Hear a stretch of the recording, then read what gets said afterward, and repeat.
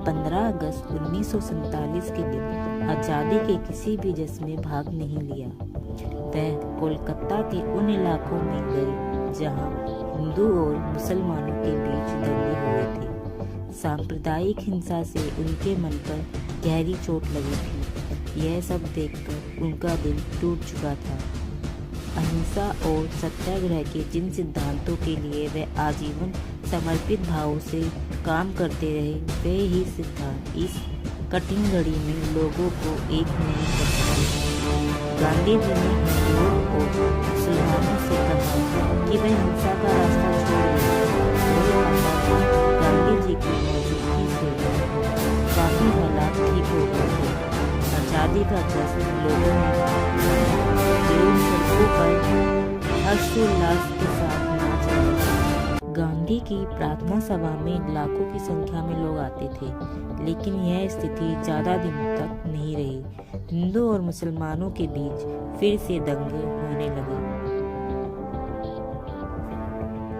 इन सभी परिस्थितियों को देखते हुए 1948 को जनवरी के महीने में गांधी जी ने उपवास रखना शुरू किया। कोलकाता की तरह दिल्ली में भी उनके उपवास का जादुई असर हुआ। गांधी जी के कामों से हर कोई खुश हो, ऐसा बिल्कुल नहीं था। जिस तरह मुसलमान चाहते थे कि उनको सिर्फ अपने मजहब का एक देश मिले, वैसे ही हिंदू चाहते थे कि हिंदुस्तान भी सिर्फ हिंदुओं का ही राष्ट्र बने। हिंदू के पक्ष में रहने वाले लोगों को ये लगने लगा था कि गांधी जी मुसलमानों की मदद करना चाहते हैं। 30 जनवरी 1948 के दिन ऐसा ही एक हिंदू स्त्रीवादी नाथूराम विनायक से गांधी जी की संध्याकालीन प्रार्थना के समय उनकी तरफ बढ़ता हुआ नजदीक गया। उसने गांधी जी पर 3 गोलियां चलाई और गांधी जी की इसी समय मृत्यु हो गई। गांधी जी की मृत्यु के बाद सारे दंगे बिल्कुल शांत हो गए। जैसा कि हमें पता है कि जब भारत पर अंग्रेजों का शासन था तो इंडिया 2 हिस्सों में था। पहला वह जहां अंग्रेज रहते थे और दूसरी तरफ छोटे छोटे कुछ राज्य थे जिन्हें रजवाड़ा कहा जाता था। रजवाड़ों पर राजाओं का शासन था। आज़ादी के बाद रजवाड़े भी स्वतंत्र हो गए थे। इन रजवाड़ों की संख्या 565 थी।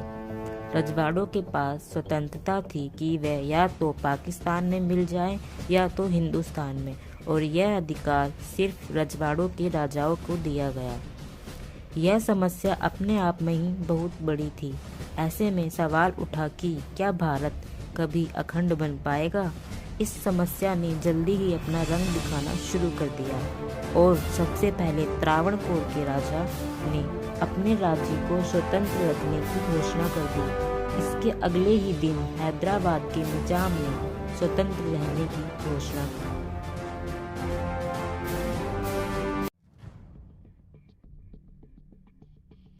रजवाड़ों के शासकों को मनाने समझाने में सरदार पटेल ने ऐतिहासिक भूमिका निभाई और अधिकतर रजवाड़ों को उन्होंने भारतीय संघ में शामिल होने के लिए राजी कर लिया।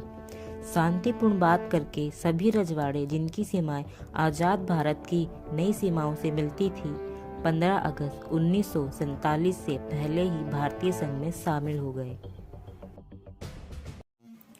हैदराबाद की रियासत बहुत बड़ी थी और यह चारों तरफ से हिंदुस्तानी इलाकों से घिरी हुई थी। निजाम चाहता था कि हैदराबाद स्वतंत्र है। भारत भी इस समझौते पर तैयार था।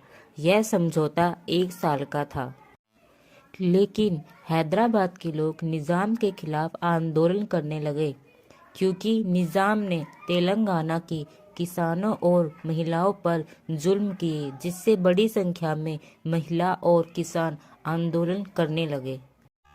इस आंदोलन को दबाने के लिए निजाम ने अपने सैनिक भेज दिए। इन सैनिकों को रजाकार कहा जाता था। इन सैनिकों ने लूटपाट शुरू कर दी, काफ़ी हत्याएं की और बलात्कार भी किए।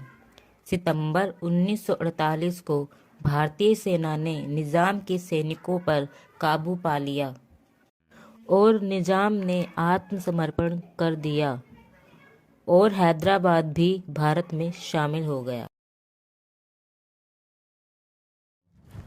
मणिपुर के राजा बोधचंद्र सिंह ने भारत सरकार के साथ भारतीय संघ में अपनी रियासत के विलय के एक सहमति पत्र पर हस्ताक्षर किए। जनता के दबाव में राजा ने जून 1948 को चुनाव करवाया और मणिपुर में संवैधानिक राजतंत्र कायम हुआ। मणिपुर भारत का पहला भाग है जहां सार्वभौमिक वयस्क मताधिकार अपनाया गया। मणिपुर की विधानसभा से बातचीत किए बिना ही सरकार ने राजा पर दबाव डाला कि वे भारत में शामिल हो जाएं। इसमें भारत को सफलता मिली और मणिपुर भारतीय संघ में शामिल हो गया। बंटवारे और देसी रियासतों का भारत में विलय हो जाने के बाद भी भारत की समस्या कम नहीं हुई। अब भारत के सामने राज्यों के पुनर्गठन की समस्या आई। भारत सरकार ने फैसला किया कि राज्यों का पुनर्गठन भाषा के आधार पर किया जाएगा। तभी आंध्र प्रदेश की मांग होने लगी। मद्रास प्रांत के तेलुगु भाषा बोलने वाले लोग चाहते थे कि उनके लिए एक नया राज्य आंध्र प्रदेश बनाया जाए। इस मांग को पूरा करने के लिए आंदोलन भी हुआ और इस आंदोलन में श्री रामुलु भूख हड़ताल पर बैठ गए। 56 दिनों की भूख हड़ताल के बाद उनकी मृत्यु हो गई, जिससे लोग भड़क गए और जगह जगह हिंसा करने लगे। पुलिस फायरिंग में बहुत से लोग घायल हो गए।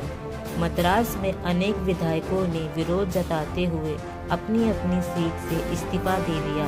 इन सभी परिस्थितियों को देखते हुए सरकार ने दिसंबर 1952 में आंध्र प्रदेश के नाम से अलग राज्य बनाने की घोषणा की। आंध्र प्रदेश राज्य बन जाने के बाद दूसरे हिस्सों में भी भाषा के आधार पर राज्यों की मांग होने लगी। इन सभी परिस्थितियों को देखते हुए केंद्र सरकार ने 1952 में एक राज्य पुनर्गठन आयोग बनाया, जिसका काम राज्यों की सीमाओं पर काम करना था। इस आयोग की रिपोर्ट के आधार पर 1956 में राज्य पुनर्गठन अधिनियम पास हुआ। इस अधिनियम के आधार पर 14 राज्य और 6 केंद्र शासित प्रदेश बनाए गए। भाषा के आधार पर बने राज्यों को आज लगभग 50 से ज़्यादा साल हो चुके हैं। भारत की सरकार को डर था कि अगर हर राज्य भाषा के आधार पर बनाया जाएगा तो भारत की एकता और अखंडता खतरे में आ जाएगी, परंतु ऐसा कुछ नहीं हुआ, बल्कि देश की एकता और ज़्यादा मजबूत हो गई।